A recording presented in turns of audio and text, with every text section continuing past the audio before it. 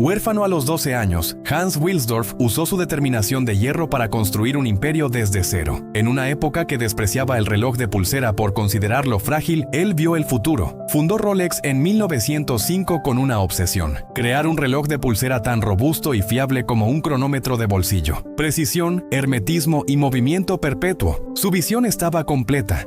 Sin herederos, cedió el 100% de su compañía a la Fundación Hans Wilsdorf, asegurando que Rolex nunca se vendería y que sus ganancias se destinarían a la filantropía. Su legado no es solo una marca, sino una estructura diseñada para la perfección eterna. Episodio 1. El origen de la precisión, 1881-1900. Kulmbach, Baviera, 22 de marzo de 1881.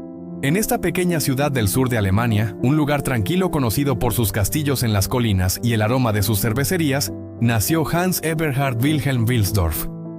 Era el segundo hijo de una familia próspera y respetada.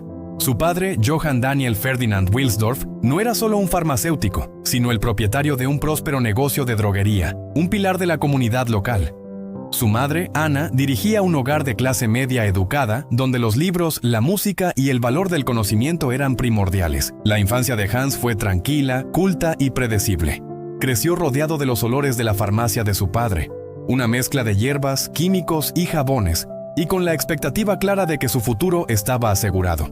Se esperaba que siguiera los pasos de su padre en el comercio, o quizás que usara su mente analítica para la ciencia. Tenía un camino trazado, pero el destino tenía un plan diferente, uno que no incluía la comodidad ni la previsibilidad. En 1893, la tragedia golpeó con una velocidad brutal. Hans tenía solo 12 años cuando su madre, Anna, falleció repentinamente. El pilar emocional del hogar desapareció. Pocos meses después, su padre, devastado y enfermo, también murió. En cuestión de meses, el mundo de Hans se desmoronó.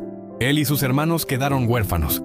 Sus tíos, ahora encargados de la tutela de los niños, tomaron una decisión que sellaría el carácter de Hans para siempre. Fue una decisión pragmática, eficiente y fría. Vendieron el negocio familiar, liquidaron el patrimonio y borraron el pasado de los niños Wilsdorf.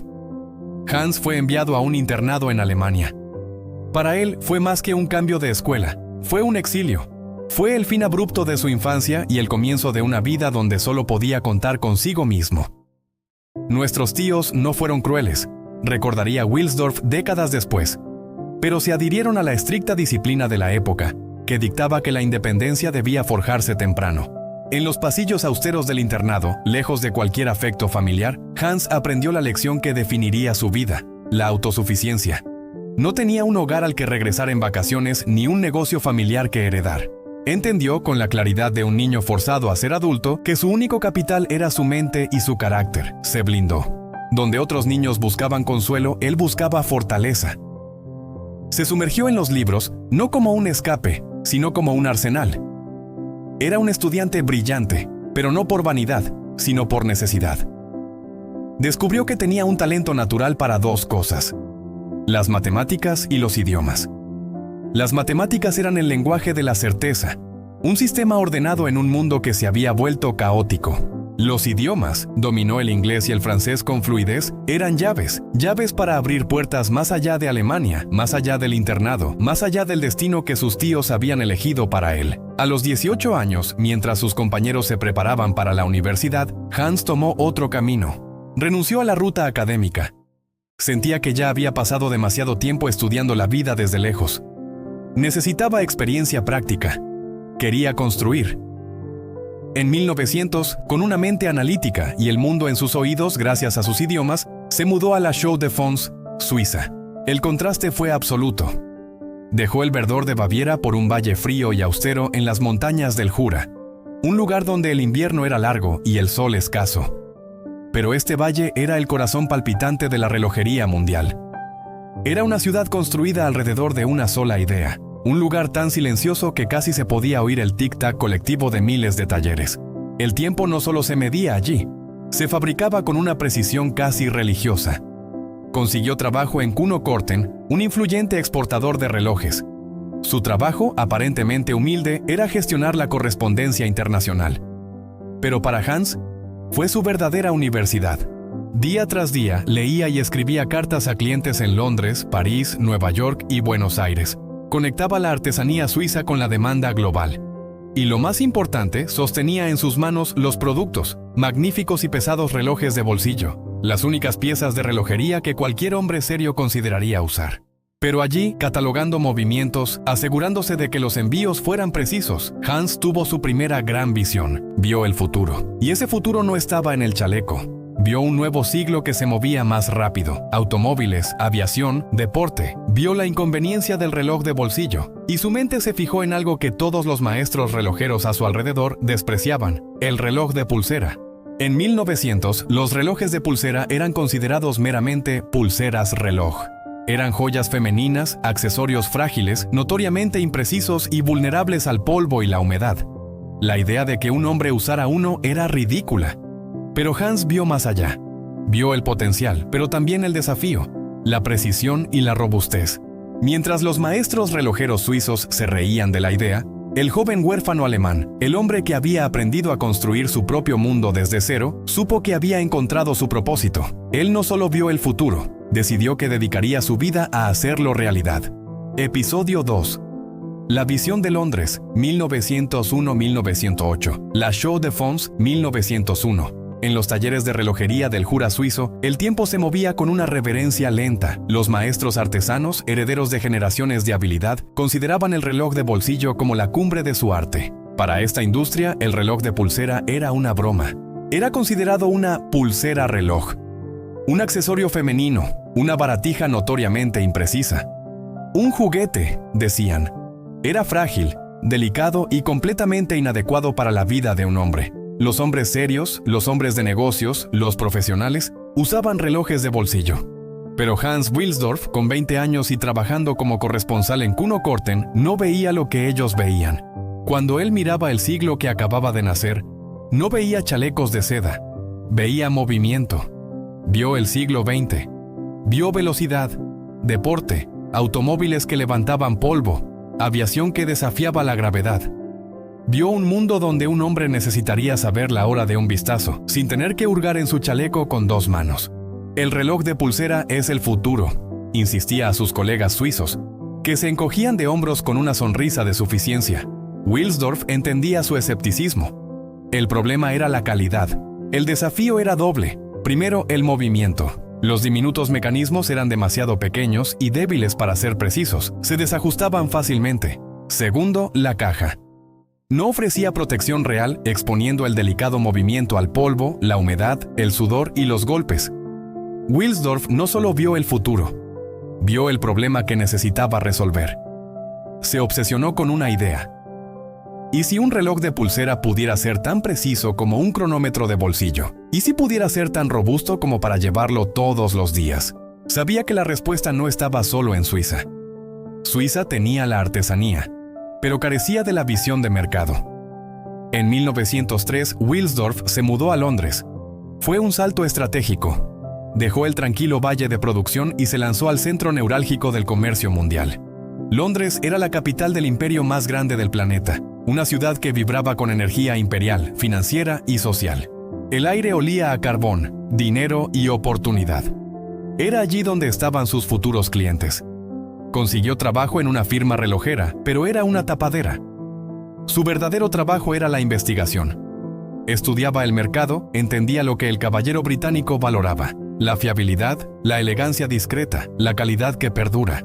Comprendió que necesitaba una alianza entre 2 mundos. Necesitaba la precisión mecánica de los suizos y la elegancia robusta de los relojeros británicos, famosos por sus cajas. En 1905, a los 24 años, el joven huérfano alemán decidió que era el momento. Había reunido meticulosamente sus ahorros, pero necesitaba más. Buscó un socio capitalista. Lo encontró en Alfred Davis. Davis no era un visionario relojero, pero era un hombre de negocios inglés con capital. La conexión se profundizó cuando Davis se casó con la hermana menor de Wilsdorf. La alianza era perfecta. Davis aportaba el dinero y la respetabilidad británica. Wilsdorf aportaba la visión, la energía y las conexiones suizas. Juntos fundaron Wilsdorf and Davis. Su modelo de negocio era simple en su concepción, pero revolucionario en su ejecución. No fabricarían todo ellos mismos. Wilsdorf, actuando como el cerebro de la operación, forjó una alianza crucial con la firma relojera de Hermann Egler en Viena, Suiza.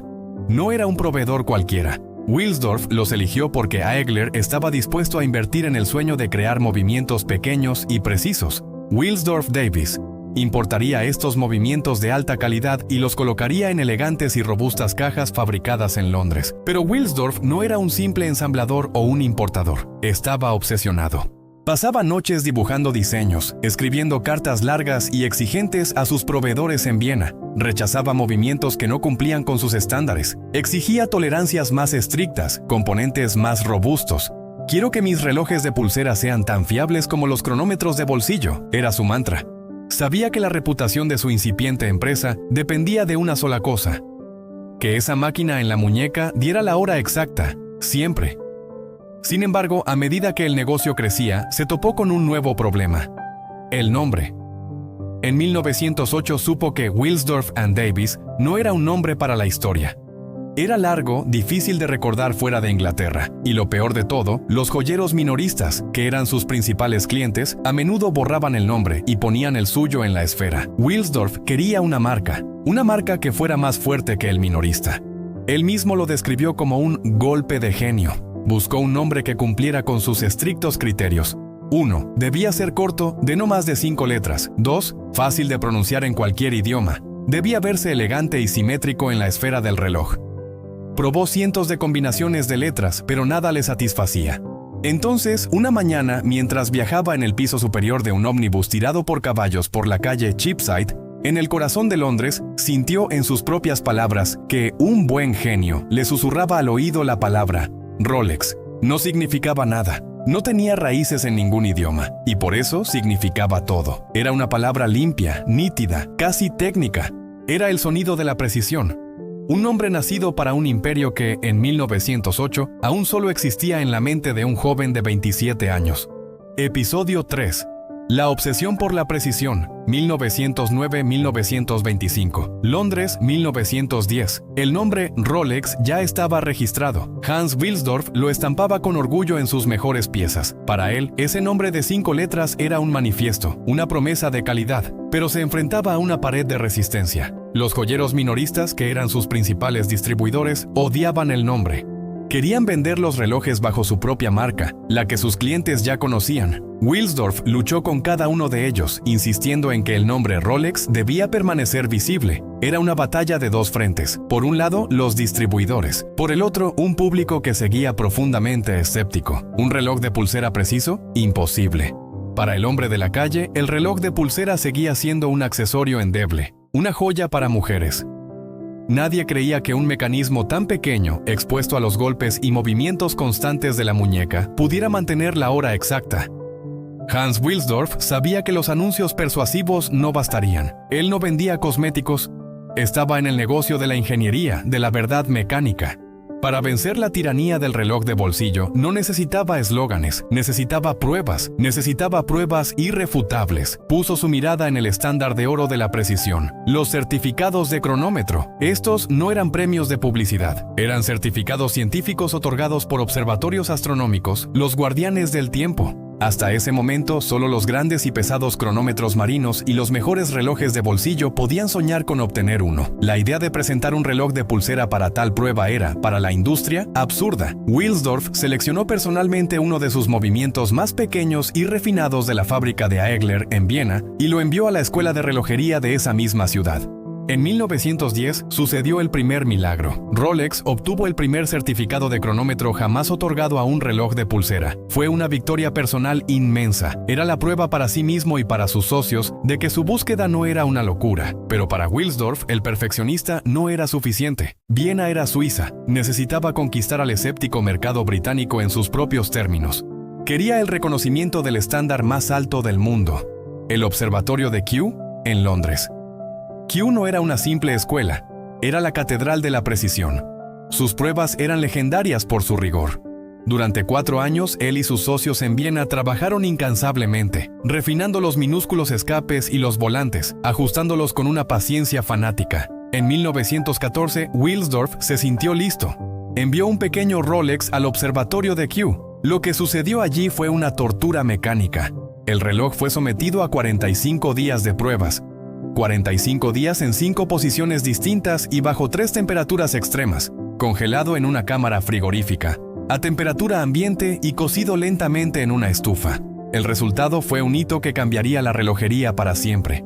El pequeño Rolex de pulsera no solo pasó, recibió un certificado de clase A, un galardón que hasta ese día estaba reservado exclusivamente para los cronómetros marinos de élite.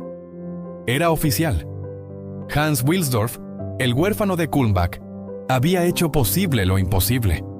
Había demostrado científicamente que un reloj de pulsera podía ser tan preciso como sus hermanos mayores.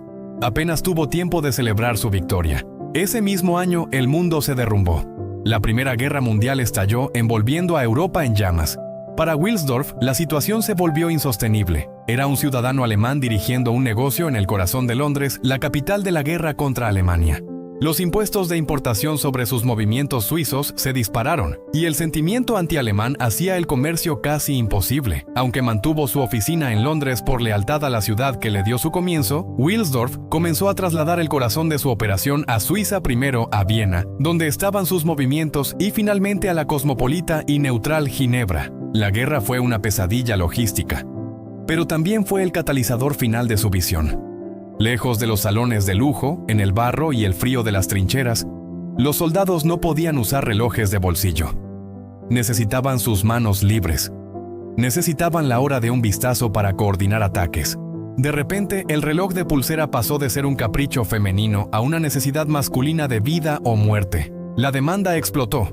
La guerra, irónicamente, estaba demostrando el punto de Wilsdorf al mundo. Sus relojes eran precisos. El observatorio de Kew lo había probado. La guerra lo estaba confirmando. Pero mientras sus relojes ganaban la batalla de la precisión, Wilsdorf vio que empezaban a perder contra un nuevo enemigo: los elementos. Sus relojes eran precisos, pero el polvo del campo de batalla, la humedad de las trincheras y la lluvia implacable los estaban destruyendo. Una vez más, Wilsdorf no vio un problema. Vio su próxima misión. Había conquistado la precisión. Ahora tenía que conquistar la invulnerabilidad. Episodio 4. La invención del Oyster, 1926-1927. Ginebra, 1925. Hans Wilsdorf había trasladado el corazón de su imperio a Ginebra. La elección no fue casual. Ginebra, con su lago tranquilo y su aire de discreta riqueza, era la capital de la alta relojería, la aristocracia del oficio. Tras las tensiones de la posguerra en Londres, Suiza ofrecía neutralidad, estabilidad y sobre todo una reputación de excelencia. La Rolex Watch Company prosperaba. Sus relojes eran los más precisos del mundo, y la conquista del observatorio de Kew en 1914 se había convertido en una leyenda en la industria. Wilsdorf había ganado la batalla de la precisión, pero ahora, en su escritorio de Ginebra, enfrentaba una frustración diaria. Recibíamos relojes para reparar que habían sido arruinados, escribiría. Sus agentes le enviaban piezas desde la India, Egipto, Sudamérica, relojes devueltos por exploradores, empresarios y oficiales. Él los abría personalmente y su corazón de perfeccionista se encogía. Veía esferas manchadas por la humedad. Pequeñas motas de polvo del desierto que habían entrado y actuado como lija sobre los delicados engranajes. Óxido. Movimientos que habían sido maravillas de la cronometría, ahora arruinados, ahogados por el sudor de una muñeca en un clima tropical o por un chaparrón inesperado. Cada reloj devuelto era un insulto personal. Era la prueba de que su obra estaba incompleta. El mejor cronómetro del mundo es inútil si no está protegido, le repetía a su equipo. Comenzó una búsqueda frenética por un reloj verdaderamente hermético. No resistente al agua, sino hermético. La industria ya lo había intentado. Durante la guerra se popularizaron los relojes con rejillas y tapas, o cajas dobles que parecían pequeñas cápsulas, pero eran soluciones torpes, antiestéticas y poco prácticas. Cada vez que había que dar cuerda al reloj, había que desarmar un rompecabezas. Wilsdorf sabía que la debilidad era obvia. El talón de Aquiles de cada reloj era la corona, el pequeño botón para dar cuerda y ajustar la hora. Era una puerta abierta, un hueco directo al corazón del mecanismo. Wilsdorf y sus relojeros probaron con juntas de corcho, de fieltro, de cuero. Nada funcionaba de manera fiable. Se desgastaban, se secaban, fallaban. Estaba estancado. Hasta que su red de contactos, siempre activa en la búsqueda de innovación, le informó de una patente. Dos relojeros suizos, Paul Perregaux y Georges Perret, habían patentado un sistema novedoso. Una corona que, en lugar de simplemente empujarse, se atornillaba al tubo de la caja, sellándola. Wilsdorf vio el potencial de inmediato y compró la patente. Sin embargo, cuando la tuvo en sus manos, vio que era un prototipo ingenioso, pero no perfecto. No era lo suficientemente robusto, no era infalible.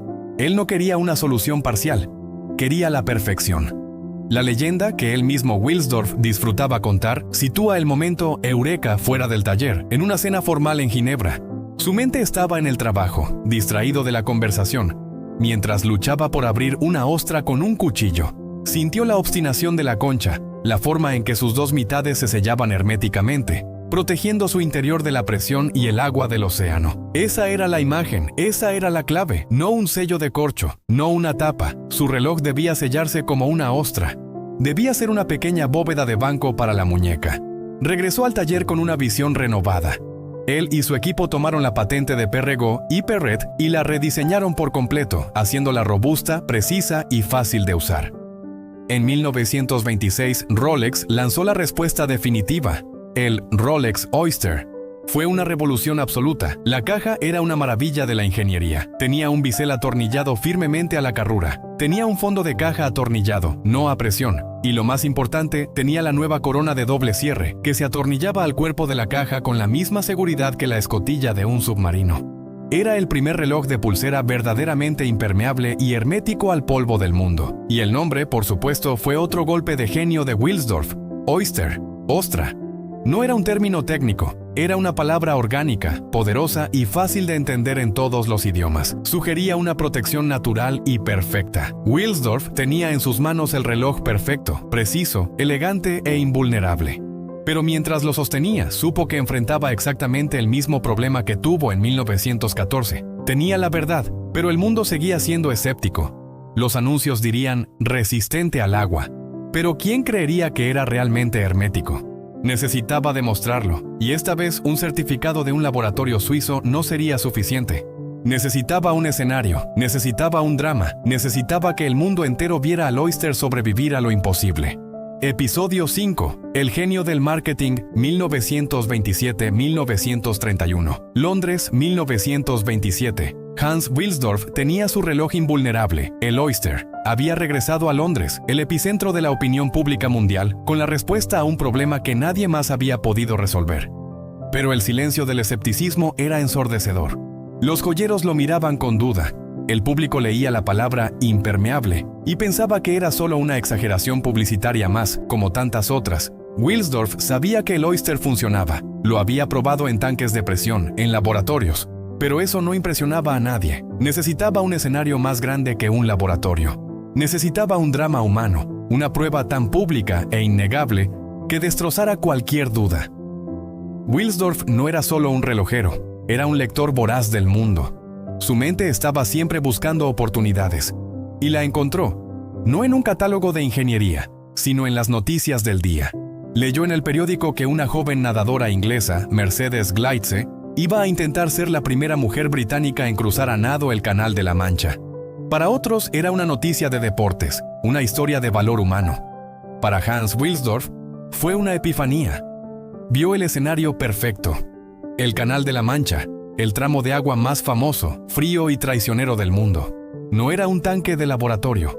Eran kilómetros de agua salada, helada, con corrientes impredecibles. Era el enemigo perfecto. Wilsdorf vio la oportunidad de oro. Se movió con la velocidad que caracterizaba sus decisiones. Se puso en contacto con Mercedes Gleitze. Le hizo una propuesta que era, en sí misma, una revolución. No le ofreció dinero para que dijera que el reloj era bueno.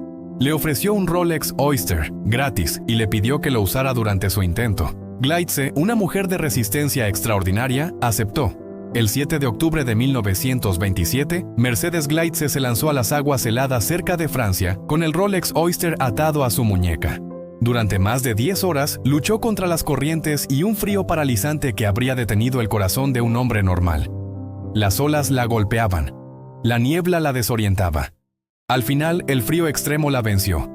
A solo unos pocos kilómetros de la costa inglesa, su cuerpo no pudo más y fue sacada del agua, exhausta y al borde de la hipotermia. Humanamente, el intento había fallado. Mercedes Gleitze no había completado el cruce ese día, pero se había convertido en una heroína nacional, un símbolo de la resistencia británica. Para Hans Wilsdorf, el momento de la verdad había llegado. Cuando Mercedes Gleitze fue envuelta en mantas, un periodista notó el reloj en su muñeca. Estaba mojado, helado, pero seguía funcionando perfectamente. La aguja del segundero avanzaba con una calma imperturbable. El cuerpo humano había cedido. La máquina, no. Días después, Hans Wilsdorf ejecutó su golpe maestro. Sacó un anuncio de página completa en la portada del Daily Mail de Londres. Fue un movimiento increíblemente audaz y costoso. Pero el anuncio no mostraba un dibujo técnico del reloj. No hablaba de biseles atornillados. Mostraba a Mercedes Gleitze, y debajo un titular que proclamaba la victoria, seguido de una cita de la propia nadadora, escrita en una carta a Wilsdorf. El Rolex Oyster que llevé en mi muñeca es una maravilla. Permaneció en el agua del canal durante horas, y seguía funcionando perfectamente. Wilsdorf acababa de inventar algo más grande que el reloj hermético. Acababa de inventar el concepto moderno del embajador de marca, el testimonio. El anuncio fue una sensación global. Las ventas del Oyster se dispararon. Wilsdorf no solo había vendido un reloj, había vendido invencibilidad. Había demostrado que su producto no era una promesa publicitaria, era una verdad probada en las condiciones más hostiles. Wilsdorf comenzó a equipar a aviadores que cruzaban continentes, a pilotos de carreras que rompían récords de velocidad, a exploradores que se adentraban en lo desconocido. Cada uno era un nuevo capítulo en la historia del Oyster. Pero Hans Wilsdorf, el perfeccionista implacable, ya estaba mirando su reloj con frustración. El Oyster era preciso y hermético, pero tenía un último defecto, una última vulnerabilidad. Cada día o cada 2 días, el propietario tenía que desenroscar la corona para darle cuerda, y cada vez que lo hacía, aunque fuera por un momento, se rompía el sello hermético. Se invitaba al polvo, a la humedad. Era una imperfección. Wilsdorf soñaba con un reloj que viviera por sí mismo. Un reloj que no necesitara la intervención humana para sobrevivir. Un reloj que se cargara solo, con el simple movimiento de la vida. Soñaba con un reloj que fuera, de verdad, eterno. La idea de un reloj automático no era nueva, pero los diseños existentes eran torpes e ineficientes. Wilsdorf quería la perfección. En 1931, sus ingenieros en Viena, liderados por Emil Bohrer, lo lograron. Crearon un peso semicircular, un rotor, que giraba libremente en 360 grados con el más mínimo movimiento de la muñeca, cargando el resorte principal. Lo llamaron el rotor perpetual. El sueño estaba completo. Wilsdorf había creado su trinidad, un reloj preciso, cronómetro, un reloj hermético, Oyster, un reloj automático, perpetual, el Rolex Oyster perpetual. Era, en su opinión, el reloj perfecto. Y el mundo estuvo de acuerdo. Episodio 6. Construyendo un bastión, 1932-1945, Ginebra, 1932. El mundo se está desmoronando. La Gran Depresión ha barrido el planeta, convirtiendo fortunas en polvo. Las marcas de lujo están cerrando sus puertas, pero en Ginebra, Hans Wilsdorf hace lo contrario. Acaba de lanzar el Oyster Perpetual. Mientras sus competidores recortan costos y usan materiales baratos, Wilsdorf duplica la apuesta por la calidad y la precisión de cronómetro. Su apuesta es que, incluso en la peor crisis, la gente pagará por un valor real y duradero. Y tiene razón. El Oyster Perpetual sobrevive a la depresión. Se convierte en un símbolo no de riqueza, sino de solidez. Durante los siguientes años, Rolex consolida su reputación de fiabilidad absoluta. Esta reputación, construida en tiempos de paz, será la clave para lo que vendrá. 1939. Una nueva oscuridad cubre Europa. La Segunda Guerra Mundial. Suiza se declara neutral y Wilsdorf toma una decisión de principios. Rolex no suministrará relojes a las fuerzas del eje. Sus relojes ya son los favoritos de los pilotos aliados de la Real Fuerza Aérea Británica, RAF, que los prefieren por la fiabilidad probada durante la década de los 30. Pronto Wilsdorf se entera de algo. Cuando estos pilotos son derribados y capturados, sus Rolex son confiscados por los guardias alemanes. Es entonces cuando Wilsdorf toma la decisión que se convertirá en leyenda. Anuncia una política increíble. Cualquier oficial aliado en un campo de prisioneros de guerra puede escribirle a Rolex y pedir un cronómetro nuevo. No necesitan dinero. La promesa es simple. Recibirán su Rolex en el campo de prisioneros y pagarán por él después de que termine la guerra, confiando en su palabra de honor. Fue un acto de fe asombroso. Miles de cartas, escritas en papel fino, llegan a Ginebra. Rolex envía los relojes. Se convierten en un símbolo de esperanza y resistencia. Un reloj, enviado al Stalag Luft 13, se usa para cronometrar los movimientos de los guardias durante la planificación de la Gran Evasión. Mientras su compañía se convierte en leyenda, su vida personal sufre un golpe devastador. En 1944, su esposa, Florence, su compañera desde los inicios, fallece. Wilsdorf queda desolado, con más de 60 años, inmensamente rico y sin herederos. Rechaza la idea de vender o salir a bolsa, temiendo que los especuladores destruyan su búsqueda de la perfección. Un año después, en 1945, toma la decisión más importante de su vida. No creará un heredero de sangre, creará un bastión. Episodio 7. El legado y la sucesión. 1945-1955. Ginebra, 1945. Con el mundo celebrando la paz, Hans Wilsdorf estaba en silencio, construyendo un monumento. La guerra había terminado. Su imperio de precisión era más fuerte que nunca. Pero él estaba solo. Sin su esposa y sin herederos, la pregunta ¿para qué? Resonaba en sus oficinas de Ginebra. Su respuesta no sería una persona, sería una estructura. Una idea tan robusta y hermética como la caja de su Oyster. El 26 de abril de 1945, Wilsdorf firmó los papeles que creaban la Fundación Hans Wilsdorf. Y entonces hizo algo que el mundo capitalista apenas podía comprender. Transfirió el 100% de su propiedad de Rolex a esa fundación. No era un testamento, fue una transferencia en vida. Desde ese día, Hans Wilsdorf ya no era el dueño de Rolex, era su custodio. Las reglas que estableció fueron de una claridad absoluta, talladas en piedra. La fundación aseguraría la existencia perpetua de la compañía. Rolex nunca sería vendida, Rolex nunca se fusionaría, Rolex nunca cotizaría en la bolsa de valores.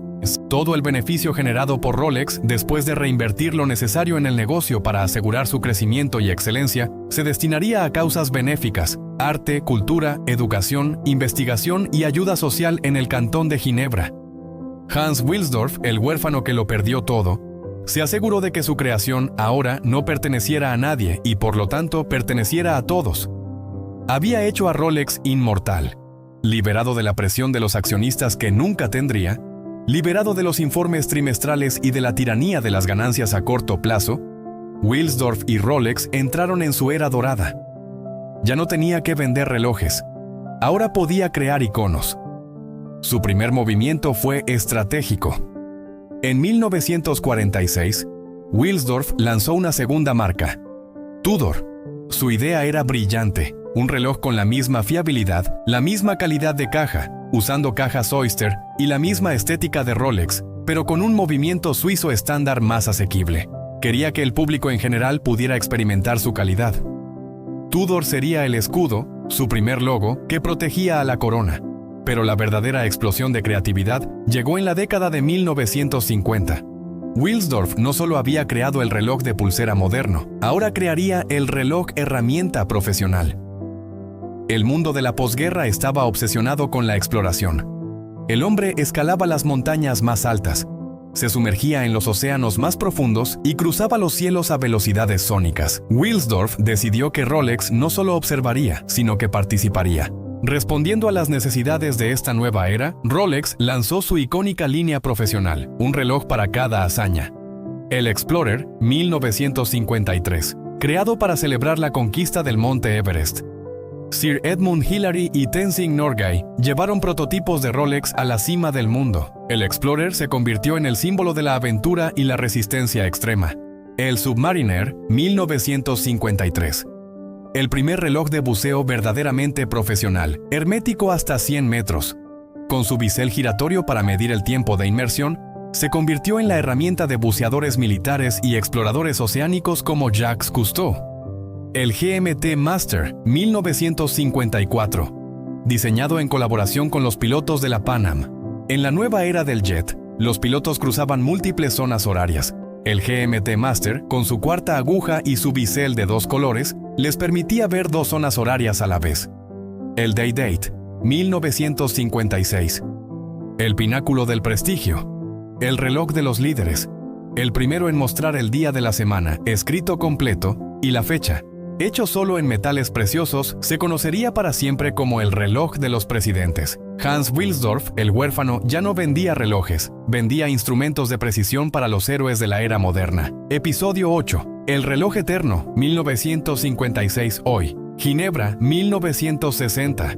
Hans Wilsdorf murió el 6 de julio de 1960, a la edad de 79 años.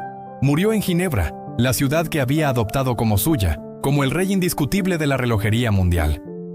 El huérfano de Kulmbach, que había llegado a Suiza 60 años antes sin nada más que su inteligencia y su voluntad, había construido un imperio no de dinero, sino de perfección. Su muerte podría haber sido el fin de la era de innovación. Para cualquier otra compañía habría sido un punto de inflexión caótico, un vacío de liderazgo. Pero gracias a la previsión de Wilsdorf, su muerte fue solo una transición silenciosa. La fundación Hans Wilsdorf, que él había creado en 1945, tomó el control total, exactamente como él lo había planeado. La compañía pasó a ser dirigida por un consejo de administración que no respondía a accionistas ni a las presiones del mercado, sino al testamento de Hans Wilsdorf. Su directiva principal, perpetuidad. Esta estructura única enfrentó su prueba más grande en los años 70 y 80. La crisis del cuarzo llegó de Japón. Relojes de batería, baratos, increíblemente precisos, que casi destruyen a toda la industria relojera suiza. Marcas centenarias cayeron en bancarrota. ¿Qué hizo Rolex? No hizo nada. No entraron en pánico, no abarataron su producto, no compitieron en precio. Simplemente siguieron haciendo lo que Wilsdorf les enseñó. Los mejores relojes mecánicos del mundo. Doblaron la apuesta por la calidad, por el acero, por sus movimientos de cronómetro, y ganaron. Cuando el mundo se cansó de los productos desechables, Rolex estaba allí, esperando. Se convirtió en el símbolo máximo de la permanencia. Hoy, Rolex sigue siendo una de las compañías más misteriosas y poderosas del mundo. Es una organización benéfica que opera como una fortaleza impenetrable. Sus fábricas son laboratorios de alta tecnología. Sus ganancias se cuentan por miles de millones y la mayoría se destina a la filantropía y la reinversión. El legado de Wilsdorf no es solo la corona de 5 puntas, un logo reconocido en cada rincón del planeta. Su legado es la estructura que creó, una empresa diseñada para durar para siempre, inmune a las modas. En una entrevista, a Wilsdorf le preguntaron por qué estaba tan obsesionado con la precisión. Su respuesta resumió su vida. No es sobre el tiempo, es sobre ser correcto. Hans Wilsdorf, el huérfano que lo perdió todo, dedicó su vida a construir algo que nunca pudiera perderse. Y en el corazón de cada Rolex que late hoy, su visión de la perfección sigue marcando el tiempo.